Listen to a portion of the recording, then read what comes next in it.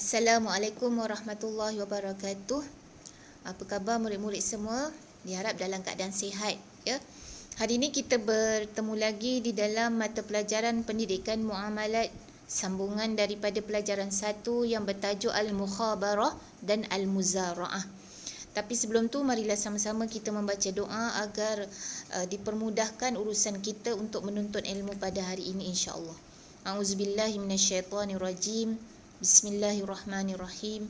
Allahumma aftah alaina hikmataka wa anshur alaina min khazaini rahmatika ya arhamar rahimin. Amin. Baiklah murid-murid, hari ini kita nak sambung tentang Al-Mukhabarah dan Al-Muzara'ah. Ingat lagi tak apa itu Al-Mukhabarah dan Al-Muzara'ah? Ya. Saya ulang sikit, Al-Mukhabarah dan Al-Muzara'ah ini terletak di dalam satu sistem pawah, ya, dalam satu sistem muamalat yang dinamakan pawah, yang mana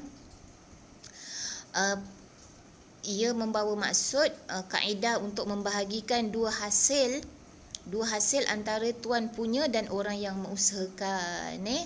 Baik. Jadi yang lepas kita dah belajar Al-Mukhabarah dan Al-Muzara'ah ini adalah dihukumkan tidak sah di sisi syarak. Baik. Jadi kita nak sambung hari ini pada tajuk kecil 1.5, sebab dihukumkan tidak sah. Sebab apa ni?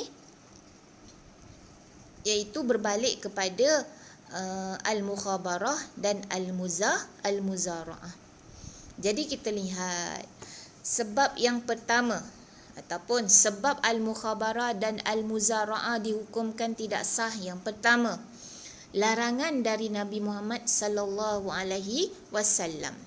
Ya murid-murid, setiap apa jua larangan Nabi Muhammad sallallahu alaihi wasallam hendaklah kita tinggalkan. Maknanya kita jangan buat. Jadi Al-Mukhabarah dan Al-Muzara'ah ini adalah satu perkara yang dilarang oleh Nabi Muhammad sallallahu alaihi wasallam.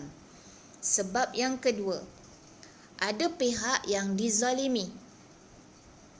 Kerana apa? Kerana hasil tanaman atau ternakan tidak dapat dipastikan.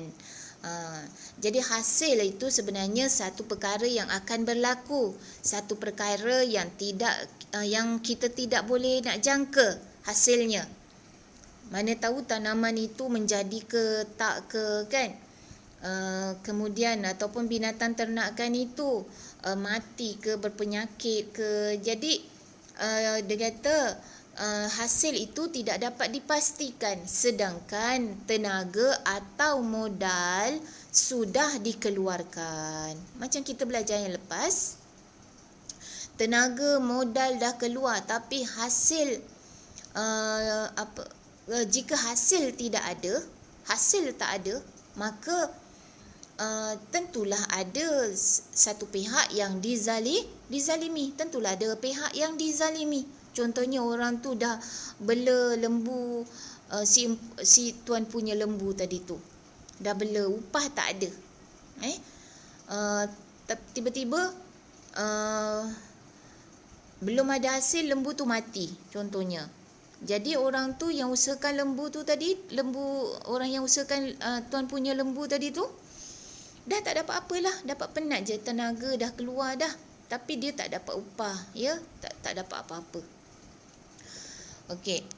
Seterusnya, itu tadi dua sebab kenapa Al-Mukhabarah dan Al-Muzara'ah itu dihukumkan tidak sah. Baik.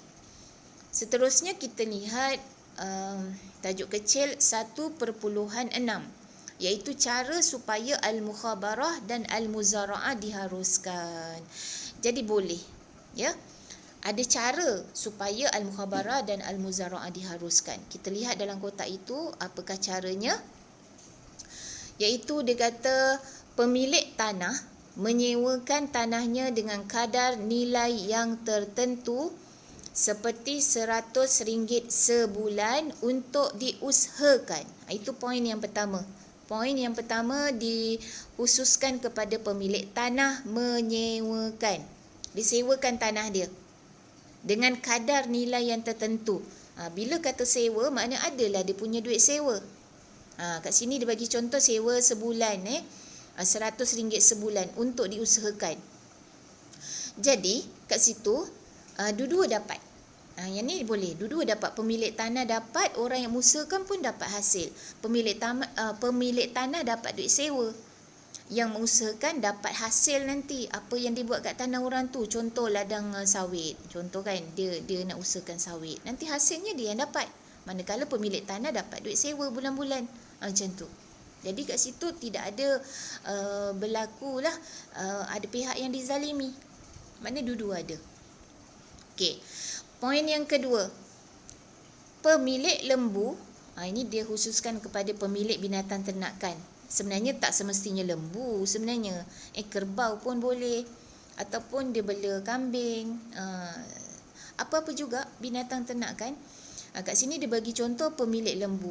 Pemilik lembu mengupah orang lain menternak lembunya dengan bayaran upah tertentu, seperti RM50 sebulan.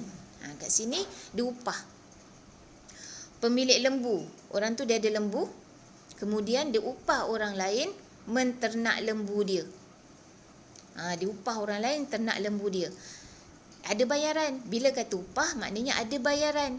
Contoh kat situ dia kata RM50 sebulan, kan? Jadi pemilik lembu ni bayar dekat orang yang usahakan ternakan, orang yang menternak lembu dia tu. Nanti pemilik lembu tu dapat apa? Orang yang usahakan lembu dia dapat duit tadi, dapat upah RM50 sebulan. Pemilik lembu tu dapatlah hasil dia nanti. Misal kata lembu dia dijual, dapat duit hasil, duit lembu jualan lembu tu pada pemilik lembu. Ataupun lembu itu beranak, kan, maka anak lembu itu tuan punya lembu yang punya. Macam tu. Jadi orang yang usahakan tu hanya dapat upah. Dia upah maknanya dia dapat duit lah bulan-bulan. Dia buat kerja, tenaga dia keluar, dia dapat upah, dapat duit, kan. Yang tu nampak hasil yang nampak. Yang itu dibolehkan. Jadi saya ulang, ada dua cara al-mukhabarah dan al-muzara'ah yang diharuskan, ya. Ada dua poin kat situ.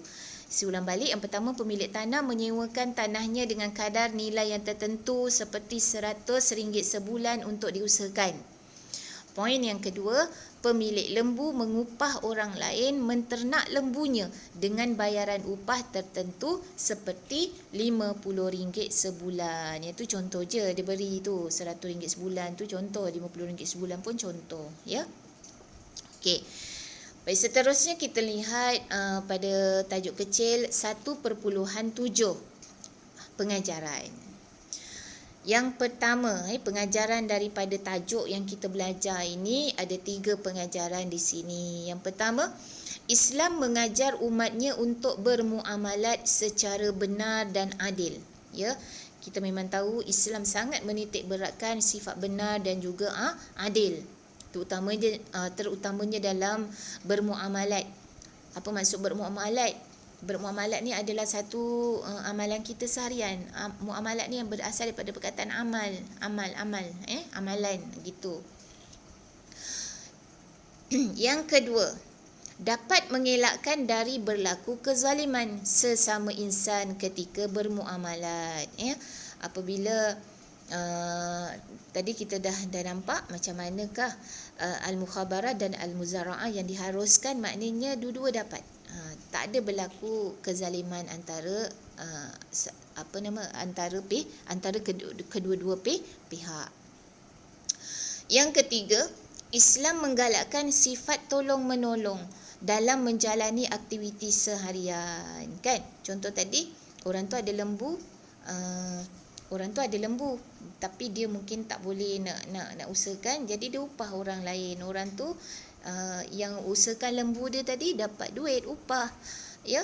Yang tuan punya lembu tadi dah tak larat nak urus lembu dia, nanti dia kiranya adalah orang tu usahakan lembu dia bagi duit, kemudian dia dapat hasil nanti, macam tu. Baik. Jadi dengan berakhirnya pengajaran yang kita belajar dalam muka surat 4 ini, maka kat sini pelajaran 1 sampai setakat ini sahaja. Ya, akan datang kita akan sambung untuk pelajaran 2. Maknanya akan datang kita akan masuk pelajaran 2. Baik. Jadi sebagai akhirnya untuk hari ini, saya nak beri soalan. Soalan tak banyak ya, ada 2 saja sebenarnya. Soalan saya yang pertama. Apakah sebab al-mukhabarah dan al-muzara'ah dihukumkan tidak sah? Saya ulang balik. Apakah sebab al-mukhabarah dan al-muzara'ah dihukumkan tidak sah? Tadi kita dah belajar ada 2 sebab. Tulis kedua-duanya sekali. Ya. Okey, kemudian